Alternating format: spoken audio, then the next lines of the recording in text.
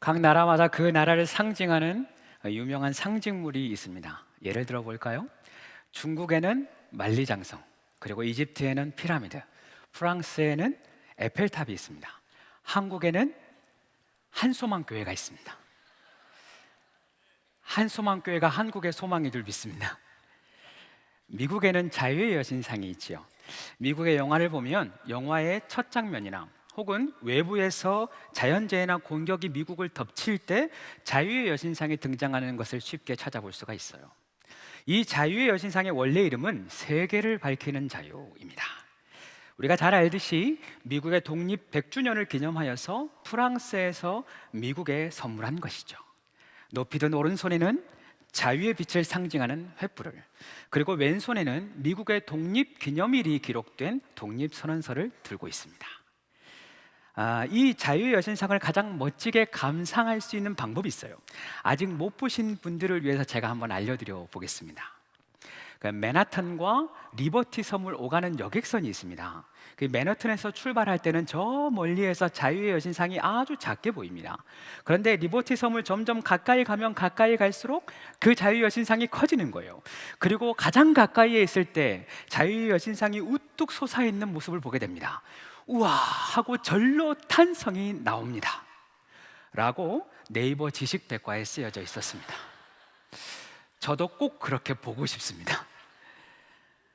자유의 여신상의 벽에는 다음과 같은 글귀가 쓰여져 있다고 해요. 자유를 바라는 그대여, 가난에 찌들어 지친 이여 나에게 오라. 고난에 처해 의지할 곳 없는 자들이여 나에게 오라. 나는 황금의 문가에서 횃불을 들리라. 어디서 많이 들어본 것 같지요? 수고하고 무거운 짐진 자들아 다 내게로 오라. 내가 너희를 쉬게 하리라.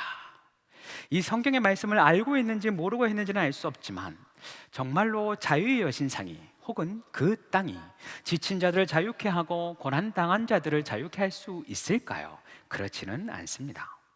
세상에 그 무엇도 우리에게 참 자유를 줄 수가 없습니다.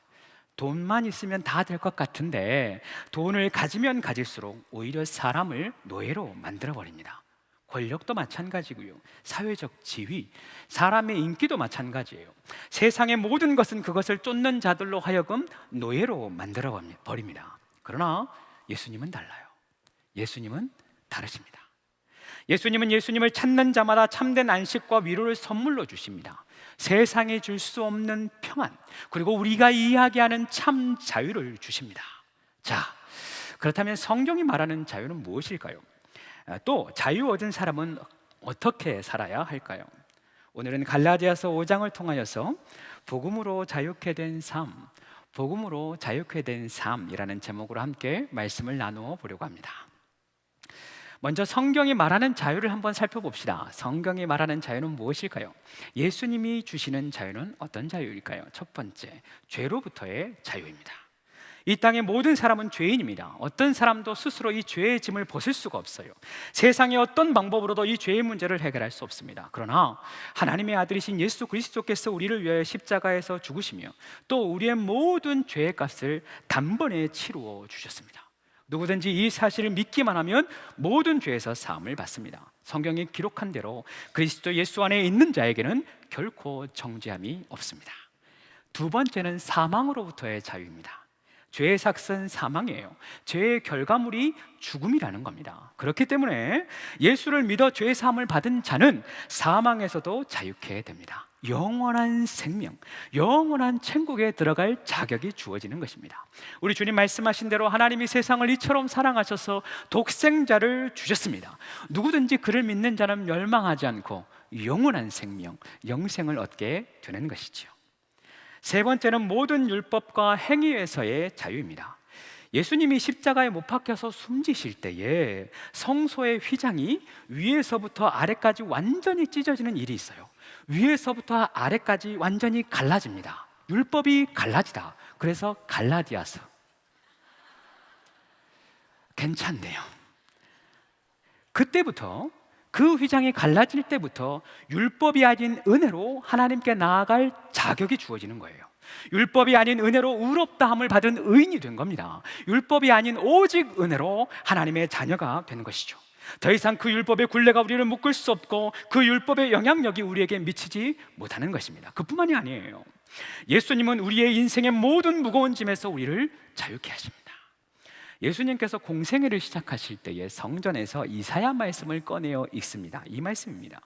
주의 성령이 내게 임하셨으니 이는 가난한 자에게 복음을 전하게 하시려고 내게 기름을 부으시고 나를 보내사 포로된 자에게 자유를, 눈먼 자에게 다시 보게 함을 전파하며 눌린 자를 자유롭게 하고 주의 은혜의 해를 전파하게 하려 하심이라. 이 말씀을 읽은 이후에 예수님이 이 말씀이 이루어졌다, 이 말씀이 오늘 이루어졌다라고 선포합니다. 그렇습니다.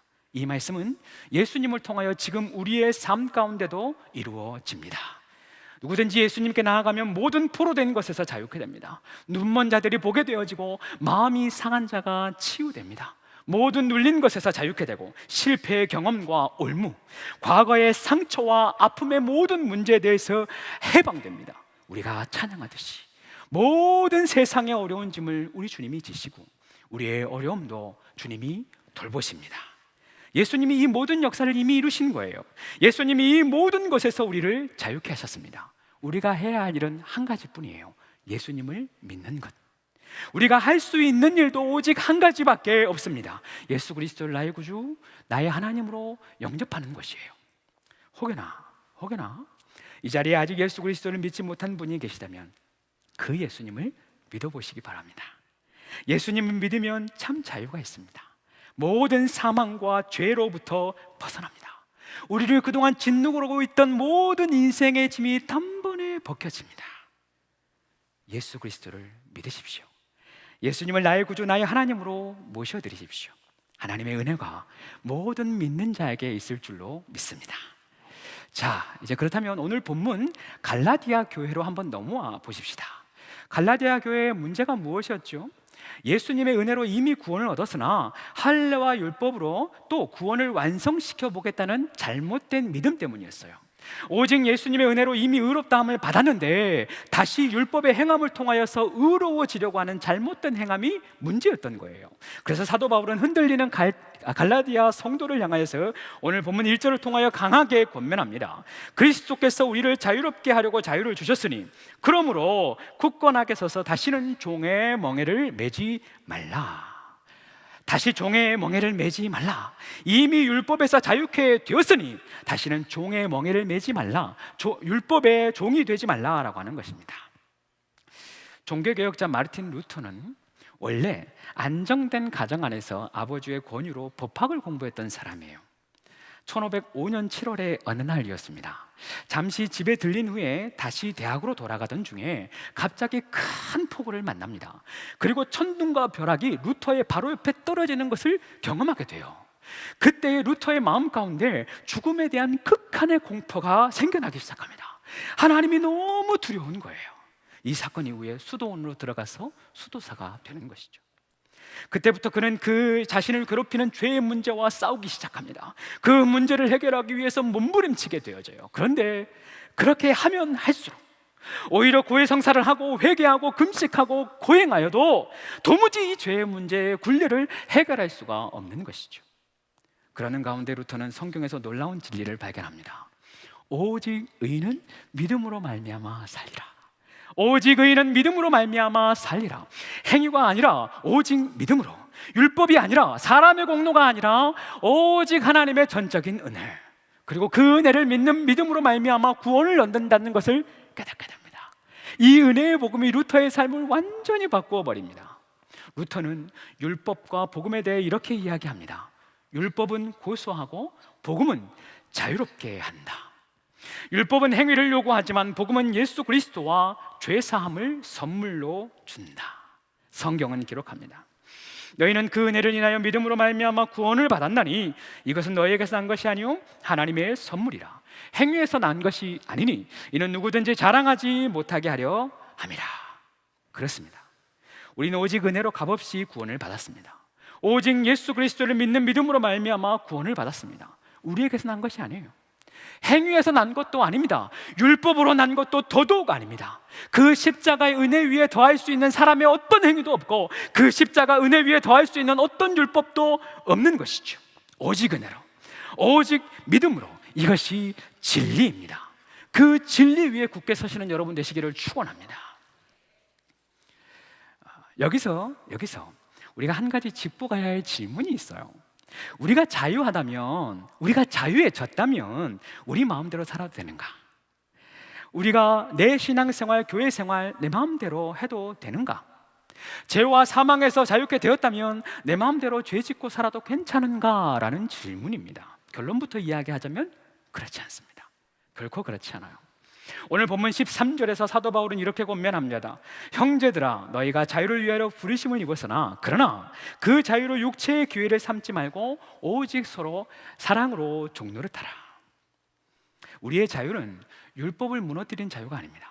우리의 자유는 하나님의 말씀을 깨뜨리거나 무시하는 자유가 되어서는 안 됩니다.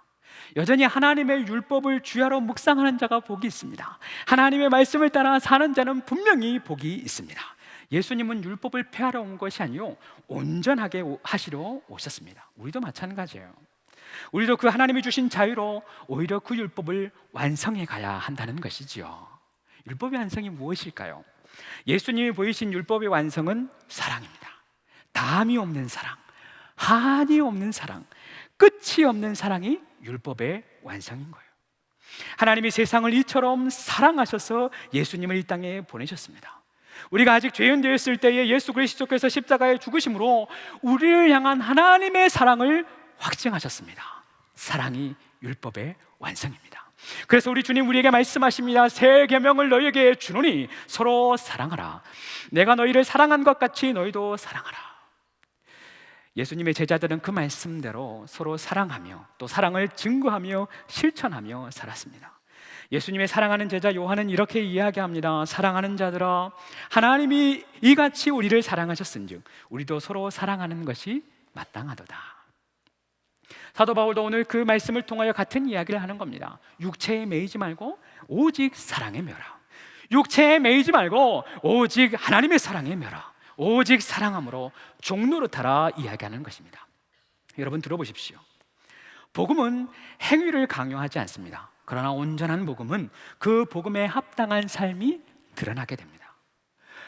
복음은 행위를 요구하지 않습니다. 그러나 누구나 이 복음을 한 번만 경험하면 그 복음으로 인하여 하나님의 선한 일을 사모하게 되는 것입니다. 어린 시절 저는 가장 힘들고 어려운 시간 중에 하나가 기도하는 시간이었어요. 내 기도하는 그 시간, 그때가 가장 힘들다. 너무 어려워요. 아무리 기도를 길게 해야지 하는데 3분을 넘지 않아요. 분명히 10분은 되는 것 같은데 눈을 떠보면 여전히 3분이야. 얼마나 당황스러운지 몰라요. 성경을 읽는 것도 마찬가지였어요. 아무리 읽어도 이해가 되지 않고 참 많이 졸리더라고요. 그래도 모태신앙이니까 기도해야 하니까 말씀을 읽으라고 하니까 읽고 기도하는 것이죠. 교회 생활도 또 봉사도 해야 하니까 하는 율법적인 신앙을 저도 살았더랬었습니다. 그런데 신기하죠? 예수님을 인격적으로 만난 후에 제 삶이 변화되기 시작합니다. 기도하고 싶어져요. 성경을 읽고 싶어졌어요. 누가 시키지 않아도 아침에 일어나면 무릎을 꿇고 기도하며 시작합니다. 그리고 누구 시키지 않아도 큐티하고 하나님의 말씀으로 하루를 시작했어요. 하루 중에 가장 행복한 시간은 일과를 모두 마치고 아무도 없는 고요한 시간에 성경을 보고 하루를 마치는 거였어요. 의심의 눈빛으로 바라보지 마세요. 의심은 신학에 도움이 안 돼요. 그때는 정말 그랬어요. 예배하는 것이 너무 좋아서 이전보다 더 빨리 교회를 찾아가게 되더라고요. 은혜를 경험하고 나면 그에 합당한 삶이 드러나게 됩니다. 이 경험이 비단 저뿐이겠습니까? 오늘 우리가 알파의 영상을 보았잖아요. 그분의 간증처럼 예수님을 만나면, 예수님을 경험하면, 예수님이 우리 안에 들어와 계시면 변화의 역사를 경험하게 됩니다. 성경은 예수님을 만나 그들의 삶의 놀라운 변화를 경험한 사람들의 이야기로 가득합니다. 사마리아 여인 기억하십니까?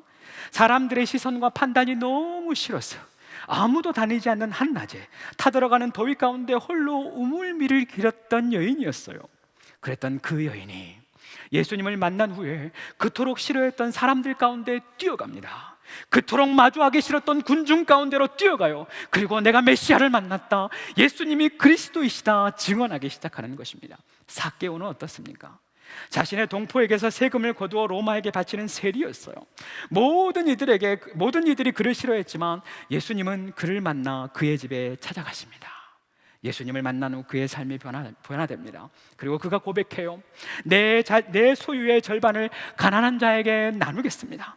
내가 누구에게 토색한 일이 있으면 4배로 갚겠습니다. 이야기하게 되는 것이죠. 베드로는 예수님을 만나기 전에 물고기를 잡는 어부였으나 예수님을 만난 후에 사람을 낚는 어부가 됩니다. 사도 바울은 예수님을 믿었던 사람들을 핍박하고 옥에 가두었던 사람이지만 예수님을 만난 후에 예수님의 종, 복음의 종, 사랑의 종이 되는 것이죠. 이처럼 주님의 사랑을 한 번만 경험하면 하나님의 선한 역사가 시작됩니다. 주님을 더욱 사랑하게 됩니다. 그 사랑을 전하고 싶어져요. 교회에서나 직장에서나 가정에서나 삶의 자리에서 사랑의 수고를 자원하게 됩니다. 하나님은 사랑이시기 때문에 주님이 우리 안에 들어오시는 그 순간부터 이 사랑의 신비가 시작되는 것입니다. 사랑하는 성도 여러분, 예수님이 주신 자유로 육체의 기회를 삼지 말고 오직 사랑하며 사십시다. 육체에 매이지 말고 오직 주님의 사랑에 매여 살아가시기를 축복합니다. 하나님의 선한 역사가 저와 여러분을 통해 드러나게 될 줄로 믿습니다. 자, 그럼에도 불구하고 우리 마음에 한 가지 불편함이 남아요. 우리가 은혜 받고 변화되기를 사모하는 마음은 진심이거든요. 또 하나님의 뜻대로 살고 말씀대로 살고 싶고 받은 바 은혜대로 살고 싶은 그 마음은 진짜예요. 그런데 도무지 내 삶이 변하지를 않는 거예요. 은혜 받고 결단하는 그 순간만큼은 진심이고 정말이고 진짜인데 시간이 지나면 여전히 제자리인 우리의 삶을 발견하게 되는 것입니다.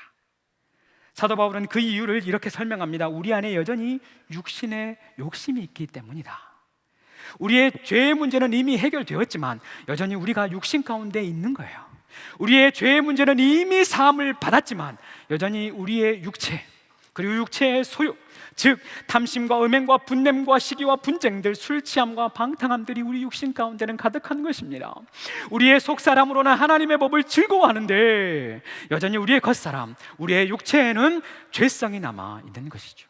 그래서 사도 바울은 오늘 본문을 통하여서 이렇게 이야기합니다. 16절입니다. 내가 이르노니 너희는 성령을 따라 행하라. 그리하면 육체의 욕심을 이루지 아니하리라. 성령님은 우리를 도우시는 보혜사 하나님이십니다. 우리가 마땅히 기도하지 못할 때에 우리를 위하여 친히 기도하는 분이십니다. 마찬가지로 우리가 육체에 대적하여 싸울 때에 성령님이 우리를 도와주시는 거예요. 성령님이 내 안에서 육체의 소욕과 대신하여 친히 싸워주시는 것입니다. 17절은 이어서 기록합니다. 육체의 소욕은 성령을 거스르고 성령은 육체를 거스르나니 이 둘이 서로 대적하므로 너희가 원하는 것을 하지 못하게 하려 함이라. 이처럼 성령을 따라 살아가면 육체의 소욕을 이기게 됩니다. 성령의 인도하심을 따라 매일매일 살아가면 성령님이 친히 승리케 하시는 줄 믿습니다. 뿐만 아니라 그렇게 우리가 성령의 인도하심을 따라 우리 안에 성령의 충만함이 일어날 때 우리 안에 성령의 열매가 맺혀지기 시작합니다. 내 안에 성령 하나님이 충만할 때 하나님의 성품이 드러나기 시작하는 거예요. 그 성령의 열매를 22절과 23절에서 소개합니다. 우리가 다 같이 한번 읽어보십시다. 오직 성령의 열매는 사랑과 희락과 화평과 오래참음과 자비와 양성과 충성과 온유와 절제니 이 같은 것을 금지할 범이 없느니라. 성령으로 충만하면 그동안 그토록 노력하고 애써도 되지 않았던 사랑의 말들이 시작되기 시작합니다. 기쁨과 평강이 가득해집니다. 자비와 온유의 마음이 시작되어져요. 오래 참고 인내할 수 있는 힘이 생깁니다. 우리의 성품이 하나님의 성품으로 조금씩 바뀌어가는 것입니다. 이것이 얼마나 놀라운 일인지 몰라요. 사랑하는 여러분, 기억하십시다. 성화의 과정마저도 우리의 힘으로 하는 것이 아닙니다. 성화의 과정마저도 나의 노력으로 되는 것이 아닙니다. 오직 성령 하나님의 은혜로, 내 안에 내주하시는 성령 하나님의 역사하심과 은혜로 말미암아 이루어지는 것입니다. 여러분, 날마다 성령의 임재를 구하시기를 바랍니다. 날마다 무슨 일을 하든지 성령님을 초청하시기를 바랍니다. 성령 충만을 구하시기를 바랍니다. 하나님의 풍성한 열매가 가득할 줄 믿습니다. 하나님의 성품이 우리 안에 충만하게 이루어질 줄로 믿습니다. 이렇게 달려오다 보니 이제 마무리할 때가 되어졌어요. 사랑하는 여러분, 제가 말씀을 준비하면서 저에게 물어봤거든요.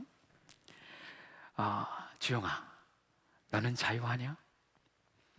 주영아, 너는 자유하며 살고 있느냐? 한 주간 동안 설교를 준비하면서 정말 많이 물었습니다. 그런데 살펴보니까 그렇지 못하더라고요. 지난 한 주간 저는 설교를 잘해야 한다는 강박에 매여서 참 자유하기가 힘들었어요. 내가 하는 것이 아님을 분명히 알면서도 여전히 내 열심을 하려는 저를 발견하게 되었습니다. 여러분들은 잘 믿지 않으시지만 늘 얘기하지만 저는 몹시도 내성적인 사람이에요. 마음이 정말 약한 사람이에요. 비웃음은 건강에 안 좋아요. 여전히 이 강단에서 하나님의 말씀을 나누고 찬양하는 것이 두렵고 떨리기만 합니다. 여전히 사람들의 시선이 부담스럽고 사람들의 평가가 때로는 두렵기만 합니다. 때로는 내가 할 수 없는 것이 없어졌을 때 나도 버림받지는 않을까 두렵기도 하고요. 무가치한 존재가 되는 것은 아닐까 걱정을 하기도 합니다. 나는 분명히 주 안에서 새로운 피조물인데 여전히 나의 옛 생각과 상처 그리고 아픔의 기억들이 떠올라서 힘들 때도 있습니다. 때로는 내 안의 죄로 인하여서 하나님이 책망하시지 않을까 두려울 때가 있고요. 또 내 스스로 지는 죄책감 그리고 책임감 그리고 삶의 무게로 인하여서 힘겨울 때도 있습니다. 그러나 그렇다고 제가 낙심하지는 않아요. 오히려 그때마다 다시 제 믿음을 견고히 합니다. 저는 제가 죄인이지만 하나님이 그럼에도 불구하고 저를 사랑하심을 믿습니다. 저는 제가 부족하기 때문에 더욱 저를 바라봐 주시고 연약하기 때문에 더욱 도와주시고 허물이 많기 때문에 더욱 덮어주심을 믿습니다. 그런 나라도 우리 하나님이 받아주시고 맞아주시고 의롭다 칭하여 주실 것을 저는 확실히 믿습니다. 또한 그런 나이기 때문에 더욱 불쌍히 여겨주시고 또 이해하시고 또 용서하시고 또 사랑하여 주시고 품어주실 것을 믿습니다. 여러분은 어떠십니까? 구원받은 여러분을 자꾸만 얽매는 멍에는 무엇입니까? 여러분의 삶을 힘겹게 하고 무겁게 하며 눌리게 하고 포로되게 하는 것은 무엇입니까? 사랑하는 여러분, 그 부정한 모든 것들을 향하여 선포하십시오. 죄인이었던 나는 죽었다. 상처 많고 흠 많은 나는 죽었다. 근심과 염려하던 나, 걱정과 두려워하던 나는 죽었다. 교만했던 나도 죽었고 무능력했던 나는 죽었다. 내 안에 예수님이 사신다. 내 안에 성령님이 사신다. 나는 오직 은혜로 산다. 나는 오직 그 하나님을 믿는 믿음으로 산다. 선포하시기를 바랍니다. 다시 종의 멍에를 매지 맙시다. 주님이 주신 자유로 오히려 사랑의 종노릇하며 사십시다. 오직 성령의 충만함을 입으며 살아가십시다.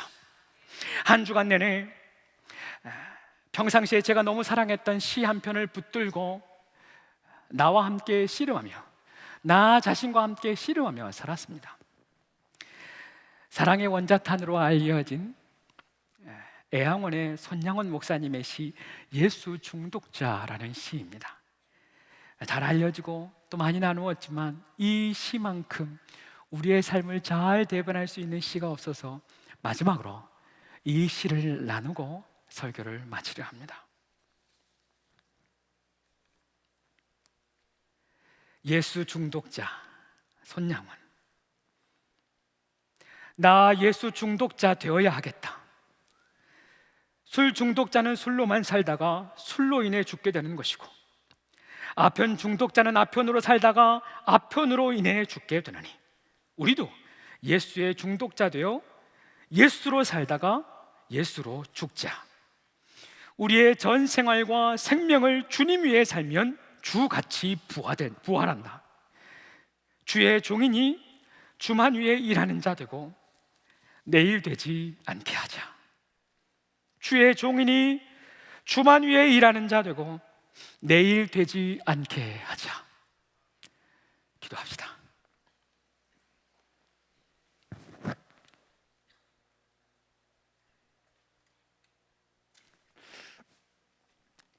사랑하는 하나님, 죄인이며 죄인 중에 괴수인 우리를 십자가 위하여 십자가에 죽으시고 죽을 수밖에 없는 우리를 오직 은혜로 오직 믿음으로 구원하게 하시니 감사합니다. 영원한 생명 주시니 감사합니다. 참 자유를 허락하심에 감사를 드립니다. 그러나 그럼에도 불구하고 자주 넘어지는 우리를 봅니다. 자주 쓰러지는 우리를 봅니다.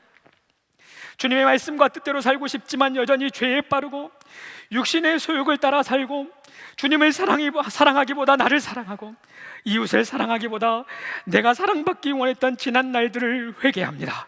주님, 우리를 긍휼히 여겨 주시옵소서. 연약한 모습 그대로 주님 앞에 나아갑니다. 성령 하나님, 우리를 도와 주시옵소서. 부족한 모습 그대로 십자가 앞에 나아갑니다. 지난 날에 나는 죽어지고 오직 예수만 내 안에 사는 역사가 일어나게 하여 주시옵소서. 이제 말씀 붙들고 일어섭니다. 십자가 붙들고 다시 일어섭니다. 하나님의 크신 사랑 의지하여 일어섭니다. 주 예수의 이름을 부르는 자마다 구원의 역사가 일어날 줄로 믿습니다. 하나님의 은혜를 구하는 자마다 은혜의 역사가 일어날 줄로 믿습니다. 우리의 삶의 구원의 열매로, 기도의 열매로, 성령의 열매로 충만하게 하여 주시옵소서. 그렇게 역사하신 하나님을 믿고 의지하며 예수 그리스도 이름으로 기도드리옵나이다. 아멘.